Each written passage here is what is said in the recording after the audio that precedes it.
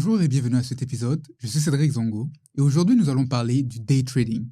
Nous allons voir qu'est-ce que c'est et surtout savoir s'il s'agit de la meilleure stratégie à adopter pour quelqu'un qui débute en bourse ou si cela peut être un piège à sous pour vous.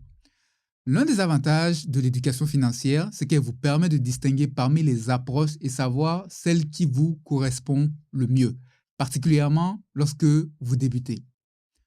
Tout comme moi, vous avez très certainement vu des vidéos sur les réseaux sociaux de personnes qui semblent gagner 50 000 $ par semaine grâce à la bourse, qui ont quitté leur emploi et vivent la laptop life dans les îles et qui vous invitent à leur formation de day trading afin de vous permettre à vous aussi de vous libérer des chaînes de votre emploi et de vivre un lifestyle à la Dubaï. Vous les avez probablement vous aussi rencontrés, n'est-ce pas? Alors, quand vient le moment d'investir en bourse, on est souvent confronté à trois grandes stratégies dont vous entendrez parler sur les réseaux. La première étant le day trading, la seconde, le stock picking et la troisième, l'investissement indiciel ou l'investissement via les ETF pour faire simple. Chacune de ces approches comporte des avantages et des inconvénients. Certaines de ces approches conviennent au public général, tandis que d'autres sont totalement inadaptées pour le commun des mortels. Et dans cet épisode, nous allons nous attarder sur le day trading. Nous allons voir qu'est-ce que c'est et s'il s'agit d'une véritable promesse solide pour débuter en bourse et transformer votre vie. Alors, le day trading, qu'est-ce que c'est? Le day trading, aussi appelé spéculation sur séance en français, est avant tout une activité de spéculation en bourse plutôt qu'une activité d'investissement. L'investissement en bourse dans son sens classique est une activité où vous cherchez à faire fructifier votre capital en vue de réaliser des objectifs que vous avez dans un horizon de 3 ans et plus, tels que l'achat de votre maison, la préparation de votre retraite, le financement des études de vos enfants, etc. Le day trading consiste à vouloir réaliser des gains dans un laps de temps très court. Il consiste à acheter et à vendre des actions dans un intervalle de temps très court, généralement à l'intérieur de 24 heures, dans le but, naturellement, de tirer des profits. Un trader peut donc, par exemple, à 10 heures, acheter une action qu'il pense qu'il va monter au cours de la journée et revendre cette action-là à 13 heures pour encaisser ses gains et repartir le cycle à nouveau. Les day traders vont être des personnes qui vont donc être régulièrement scotchées sur leurs ordinateurs pour suivre les nouvelles, suivre les graphiques, suivre la moindre information qui pourrait leur donner une indication d'une occasion de gain à réaliser. Le day trading est avant tout une activité de spéculation comme son nom nous le rappelle en français, spéculation sur séance. Et qui parle de spéculation parle d'une activité très risquée, beaucoup plus risquée que l'investissement classique à la Warren Buffett. En effet, selon différentes études, près de 97% de ceux qui s'adonnent au day trading perdent leur argent dans le temps. Seulement 1% de ceux qui s'adonnent au day trading font des profits. Naturellement, tout le monde pense qu'il est l'exception. Et c'est pourquoi il y a autant de cadavres dans le day trading. Seulement 1% de ceux qui s'adonnent au day trading font des profits, tandis que dans l'investissement à long terme, les probabilités de gain avoisinent les 100% quand on se place dans des horizons de plus de 10 ans.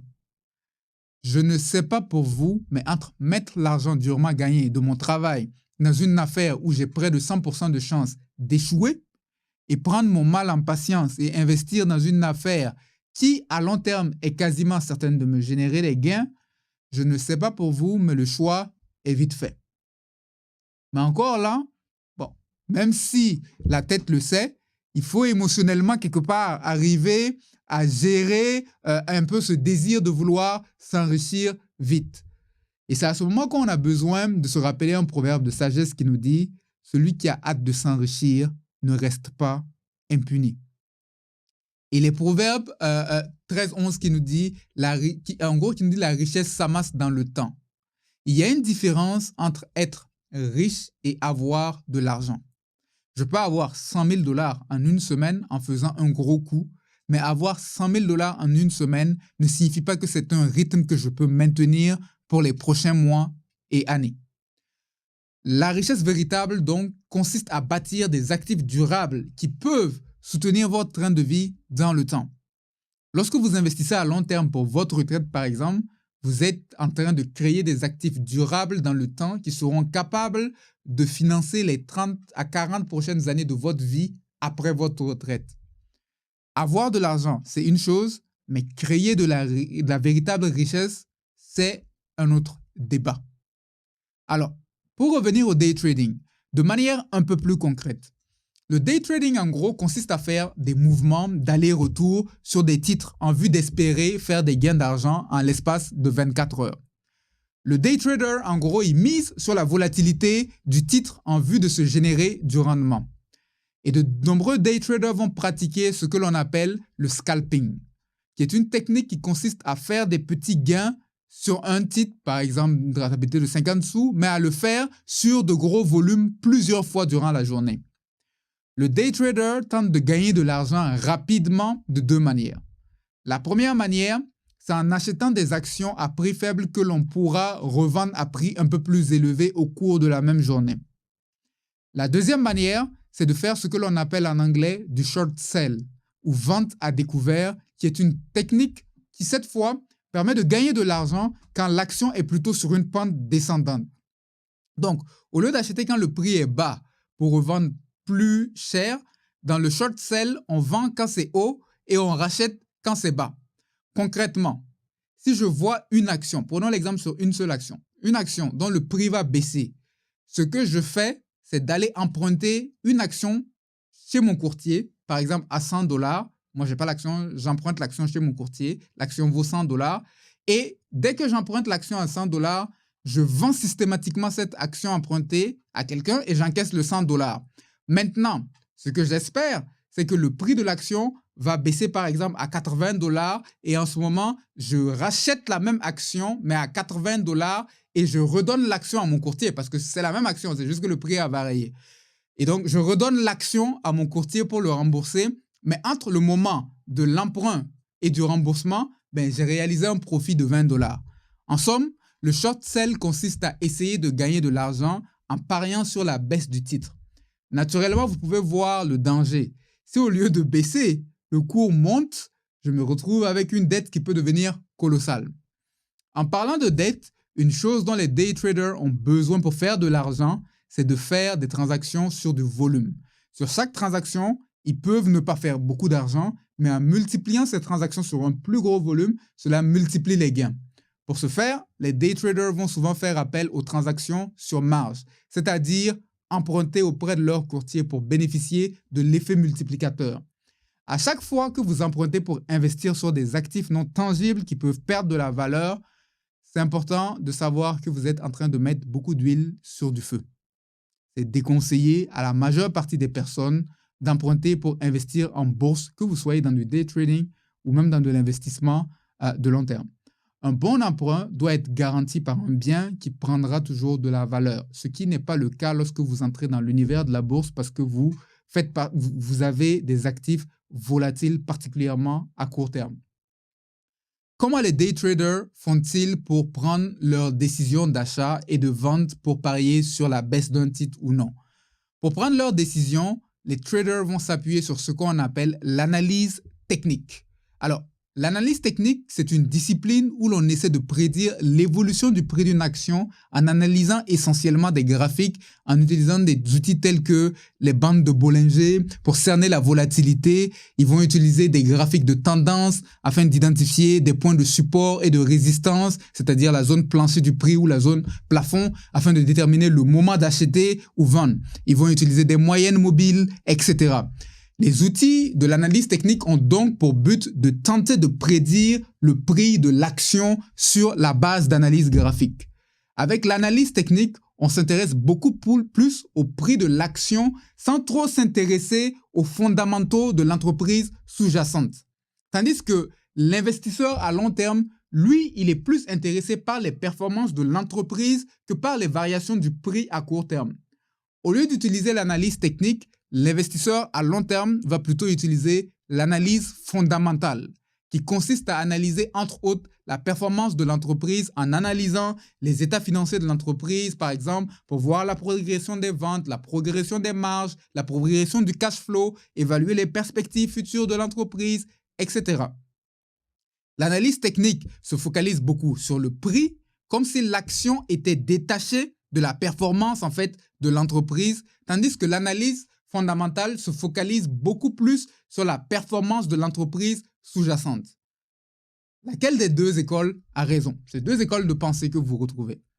Comme on aime le dire dans l'industrie, à court terme, l'analyse technique a raison, mais à long terme, c'est l'analyse fondamentale qui remporte. En effet, à court terme, le prix de l'action peut varier en raison de n'importe quel mouvement d'humeur. Il suffit que le président des États-Unis annonce de nouveaux droits de douane ou la suppression de ceux-ci et le marché s'emballe. À court terme, il peut y avoir des perturbations, mais à long terme, c'est la performance de l'entreprise qui finit toujours par influencer la direction du cours de l'action. C'est pourquoi il est important pour vous en tant qu'investisseur de savoir dans quel sport vous jouez. Si vous jouez dans l'investissement de long terme, les perturbations de court terme ne devraient pas être des éléments qui dictent vos décisions parce que vous regardez la performance de l'entreprise ou d'un panier d'entreprises et non à l'évolution du prix. Tandis que si vous êtes un day trader, le jeu est différent. Vous devez donc savoir dans quel sport vous jouez, car comme vous le voyez, nous sommes en présence de deux activités de nature très différentes. L'une qui est plus risquée que l'autre. À mon sens, le day trading est une mauvaise idée pour la plupart des particuliers, pour différentes raisons. Il est extrêmement risqué, comme on l'a vu. Près de 97% de ceux qui s'adonnent en ressortent perdants. Il est fiscalement inefficace. Lorsque vous êtes investisseur à long terme et que vous faites un gain en capital, le gain en capital est généralement moins imposé qu'un revenu.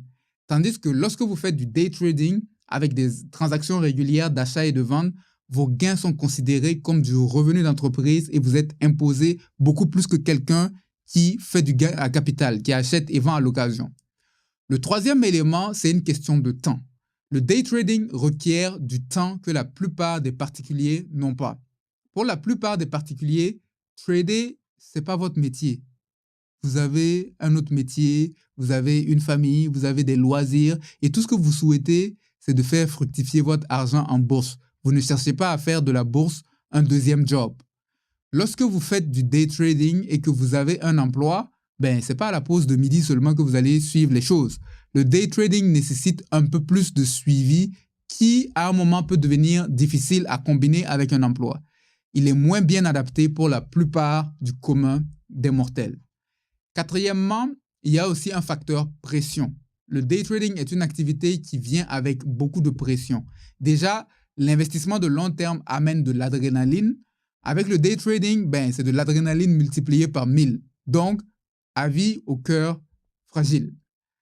Dernièrement, le day trading est une activité qui requiert d'avoir des ordinateurs assez puissants avec des modèles de calcul super puissants auxquels la plupart des particuliers n'ont pas accès comparativement aux pros de Wall Street. Ce faisant, vous partez déjà un peu perdant pour commencer. Pour ces quelques raisons, le day trading n'est pas, à mon sens, adapté au commun des mortels. Si vous cherchez de l'argent rapidement, le meilleur moyen, c'est de vous trouver probablement un autre travail, de démarrer une entreprise parallèle plutôt que de vous lancer dans le day trading où vos chances de perte sont quand même assez importantes. La meilleure manière d'investir selon la plupart des recherches scientifiquement fondées, c'est l'investissement à long terme. Ne laissez donc plus les vendeurs d'illusions sur le net vous rouler avec votre argent durement gagné en vous promettant un style de vie attrayant que vous n'aurez probablement pas au bout de la ligne en suivant les méthodes qui sont souvent vendues sur le web. J'espère que ce contenu vous aura été utile. Pour plus de ressources, rendez-vous à l'adresse qui apparaît à l'écran. C'était Cédric Zongo. Passez une agréable suite de journée.